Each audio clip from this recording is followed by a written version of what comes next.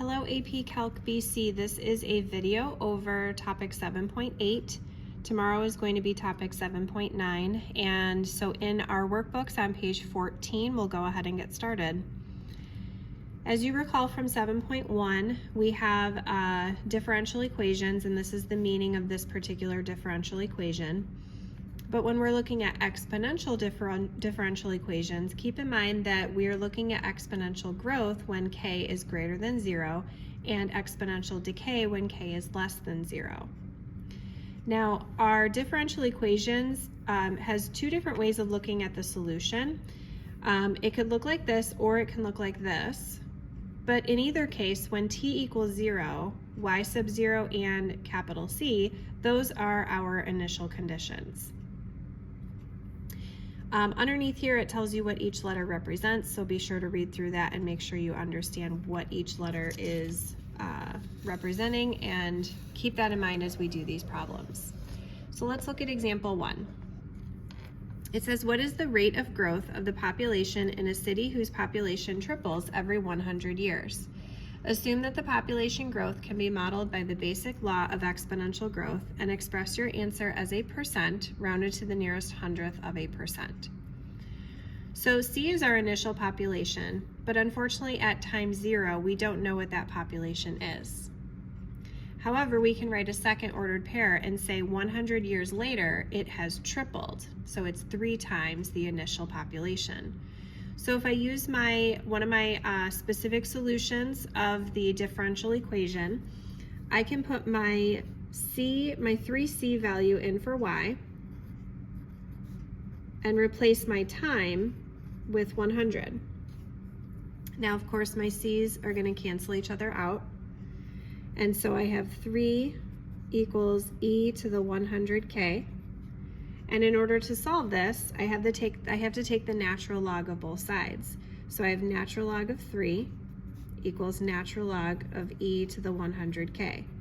Now, if you recall from algebra 2, natural log of e goes away and the exponent comes down as the large part of the problem. So now we have natural log of 3 equals 100k. And so to find the k value, we're going to divide by 100. And we say natural log of 3 divided by 100 equals k. Now I do have a decimal as that. We have 0.011 if we divide that in our calculator. I just want to warn you that keep in mind when you do natural log of 3, please make sure you close your parenthesis before you divide. And getting that as a percentage, we would have to multiply by 100, so we have 1.10%. All right. Example 2. Suppose an experimental population of fruit flies increases at a rate proportional to the amount of fruit flies present. There were 100 flies after the second day of the experiment and 300 flies after the 4th day. Approximately how many flies were in the original population? So this one's interesting because what we can do is take the first part of the middle sentence here. It says there were 100 flies after the second day. We can write an ordered pair, 2, 100, okay? And we can set that up into the same equation that I used in example 1, the y equals ce to the kt. And I can say 100 equals c e to the 2k, and then I can solve this equation for c. I'm not going to get too far, but I can say c equals 100 over e to the 2k, and let's just let that sit for just a moment. We'll do something with it after we look at the other ordered pair. So we also know that there were 300 flies after the 4th day, so we can do the same thing. Write that as an ordered pair, set it up into our equation, and then solve for C. Now we have 2 different equations that are solved for C, and all we need to do to find what C equals, which remember C is our initial population, if we find our C, we have our answer, which is the original population. If we set them equal to each other and solve for c, we've got our answer. So I've got 100 over e to the 2k equals 300 over e to the 4k. I'm just going to cross multiply.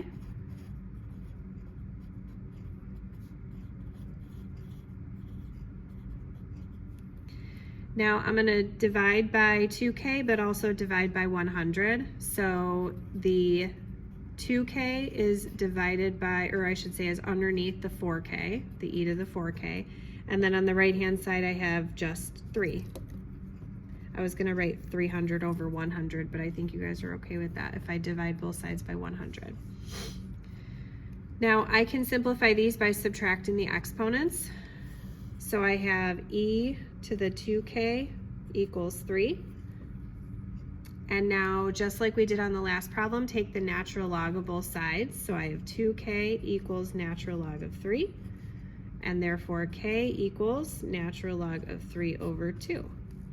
So by setting my two ordered pair equations equal to each other, I have found my k, which is my constant of proportionality, and I can now plug it back into either one of these equations. It does not matter. I'm going to go ahead and put it back into the first one just because the numbers are a little bit smaller. And we have e to the 2 times, I'm going to have to write really teeny tiny here to get it to fit nicely. E to the 2 times natural log of 3 divided by 2. Obviously the 2's are going to cancel, so we just have e to the natural log of 3, and that's just 3. And so as far as the initial population, we have approximately 33.3 flies, fruit flies.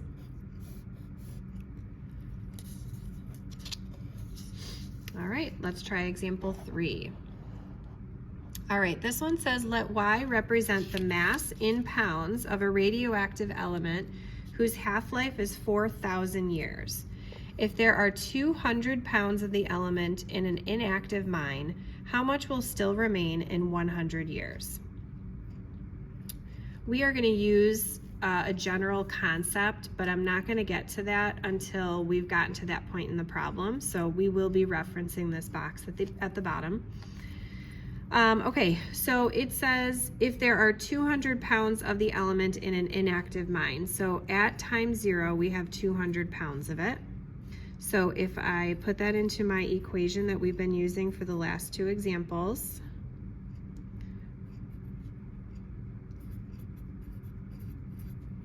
I get my C to be 200, okay? Now, for the other part, it says we've got a half-life of 4,000 years, okay? So 4,000 years later, half of what we started with is left. I'm writing it as 200 over 2 just so you guys understand where the 100 is coming from. So now that turns into 100 and I can put that into my general equation. So I have 100 equals my C value from over here, 200, e to the time times k. So I've got my y value equals my c value that I found over here, e to the time times k. And now I can solve for k. So I have 1/2 e to the 4,000 k. Take the natural log of both sides. Now, before we continue, here is what I want to show you guys. I'm going to go down here so we can find a general answer for half-life problems in terms of solving for k.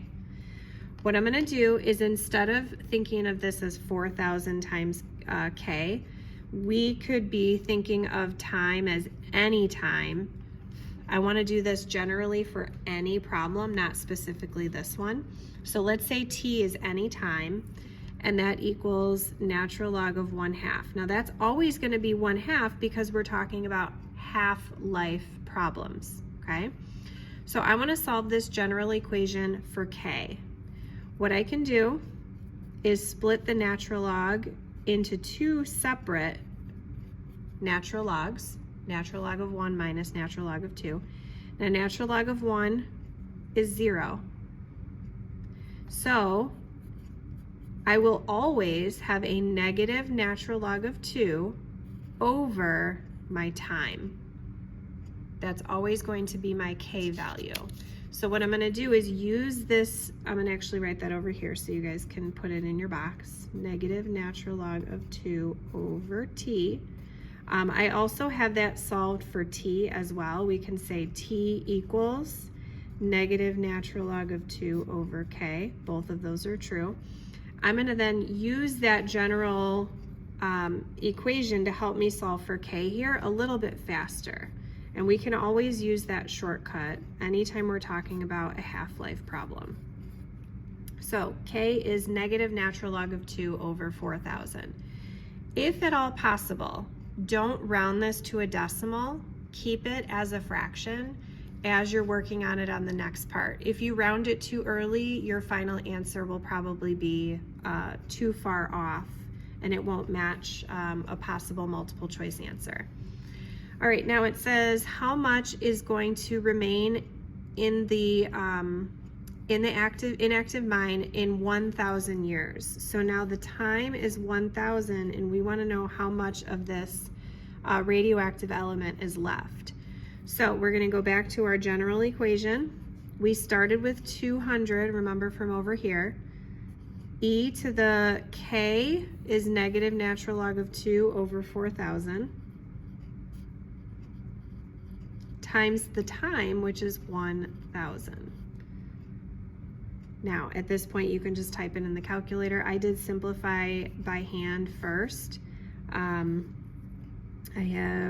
multiplied or divided the 1,000 by the 4,000 and wrote it like that, but you don't necessarily have to do that. If you put it in your calculator, we get 168.179 pounds of this radioactive element are left.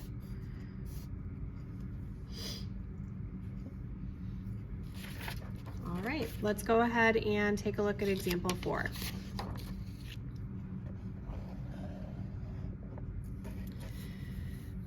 Okay, example 4, we do need a calculator for this one, but just about this whole section requires a calculator. All right, suppose that 10 grams of the plutonium isotope was released in the Chernobyl nuclear accident. How long will it take for the 10 grams to decay to 1 gram if the plutonium isotope half-life is 24,100 years?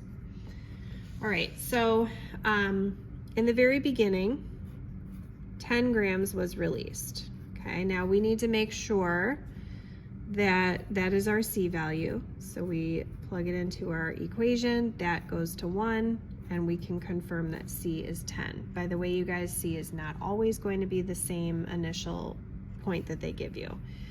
All right, so then the other part, it says we have a half-life, right? So in 24,100 years, it's going to be worth half of what we started with. So that's 5 grams. So I can put this into my equation. 5 equals my C value, which is 10, e to the 24,100 times K. Now, we can solve for K here, or we can use our general idea from before, knowing that K will always be negative natural log of 2 over T. So I know K is always going to be my negative natural log of 2 over my time, which is 24,100. So that's my K value. Now, we want to know how long it's going to take for it to decay down to 1 gram. So how many years will it take to be left with 1 gram? So 1 is my Y value. My C is my initial 10 from over here. E to my K, which is negative natural log of 2 over 24,100 times T. And we need to solve this equation for T. So we can divide by 10. Make sure you have a really sharp pencil for this because you have to write so tiny to fit it all. All right, now we take the natural log of both sides. So we have natural log of 1/10 equals negative natural log of 2 over 24,100 T. Now we can divide this entire fraction, so we end up with t equals natural log of 1/10 divided by the other fraction. And if we carefully type that in our calculator,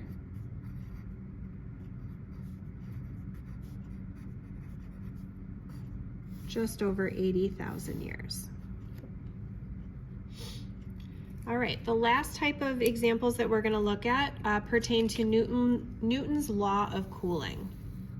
The rate of change in the temperature of an object is proportional to the difference between the temperature of the object and the temperature of the surrounding medium.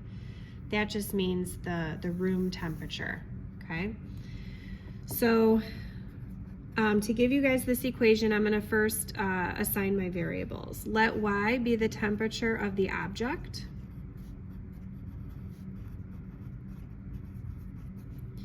And let capital T equal the temperature of the surroundings. Now keep in mind, that's always just going to be a constant. Okay, so here is Newton's law of cooling. dy dt is constant K times y minus t. And that's what we'll use for the next couple of examples, or at least the first part of it. All right, so example 5. Suppose a room is kept at a constant temperature of 60 degrees. And a pizza is cooled from 100 degrees to 90 degrees in 10 minutes. Part A says find a formula for the temperature of the pizza at time t. Okay, so we're going to start with Newton's law of cooling.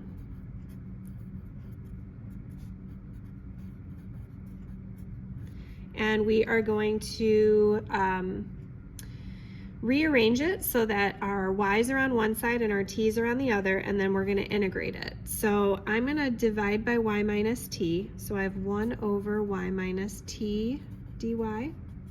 And then on the right hand side I've got k times dt because I multiply both sides by dt. Let me grab my red marker now, and we are going to integrate the left side, integrate the right side. All right. You can check using u substitution here. Remember that t is just a constant. So think of this like y minus 2, or the temperature of the room is 60, so y minus 60. So u substitution is going to work just fine here. So when we integrate, we get natural log of the absolute value of y minus t equals the integral of k is just kt, but don't forget your plus c. Now we have to switch to exponential form. Remember, we have a little e technically there, so we have absolute value of y minus t equals e to the kt plus c. And I'm going to move my c in front. Again, using our algebra 2 rules from the other day. I can now say that y minus t equals plus or minus c e to the kt. Now, keep in mind that when I go to simplify this, I'm going to go ahead and write this as a note here. Since the temperature of the object is constantly 60 degrees, or I'm sorry, since the temperature of the room is constantly 60 degrees, y must be greater than or equal to 60. So this must be positive. So let me write that in there. I want you to put that in your notes. Since the temp of the room is constantly 60 degrees, y is always greater than or equal to 60, which means it must be positive. So even though I have a plus or minus here, now what I'm going to do is drop the minus. We don't need it because we know it's going to be positive, and I'm going to add my t to the other side. So we have y equals c e to the kt plus my capital T. Now, of course, this is just a general equation, okay, but we know what capital T is. Capital T is the temperature of the room, which is 60 degrees. So I'm going to say when T equals 60 degrees, Y equals C e to the KT plus 60. Now, you will want to reference this particular circled equation when you go to do the homework. One of the problems asks you about something cooling in a temperatured room, and you can use this general equation. We just found it together, and you can use that in the future, something to memorize. You just have to replace the capital T with whatever temperature the room is at. All right, so here we go. Part B says, how many additional minutes will it take before the temperature of the pie, the pizza, reaches 80 degrees? So keep in mind, when it came out of the oven, 0 minutes, it was 100 degrees. So let's make sure we find the correct C value here. So my Y value is 100, C e to the 0 plus 60. So I'm using my equation from the previous part. Notice here we subtract 60, and we don't get that C is 100, we get that C is 40. Okay, so keep that in mind as we move forward. Now, 10 minutes later, the temperature is 90 degrees on the pizza. So let's go ahead and plug that information in. 90 equals C, which remember is 40 from over here, e to the 10K, because 10 minutes have passed, plus my 60. And now we have to solve for K. So subtract the 60, divide by the 40, and so we have 3/4 equals e to the 10K. Now we can take the natural log of both sides. So we have natural log of 3/4 equals 10K, and then divide by 10. So K equals natural log of 3/4 divided by 10. All right, we are almost there. Now we want to know how long will it take for the pizza to reach a temperature of 80 degrees. So we're going to use the K value, we're going to use the C value, and we're going to use the Y value here and plug it all in to find T. So here we go. Y equals, so 80 equals my C, which is 40, e to the K, which was natural log of 3/4 divided by 10 times T, plus my 60. All right, so we need to solve this. It's gonna be a few steps here. So subtract the 60.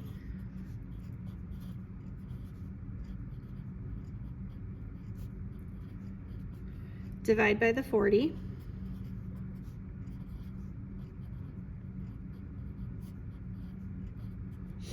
Take the natural log of both sides.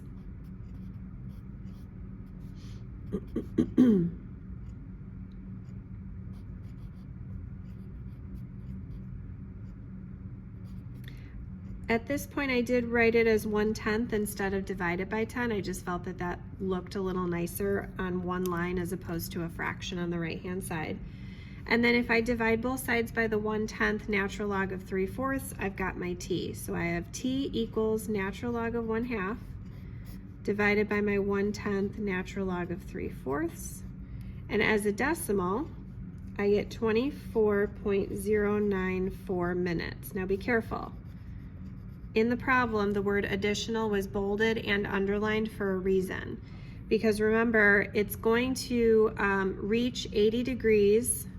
So let me write this down. It will reach 80 degrees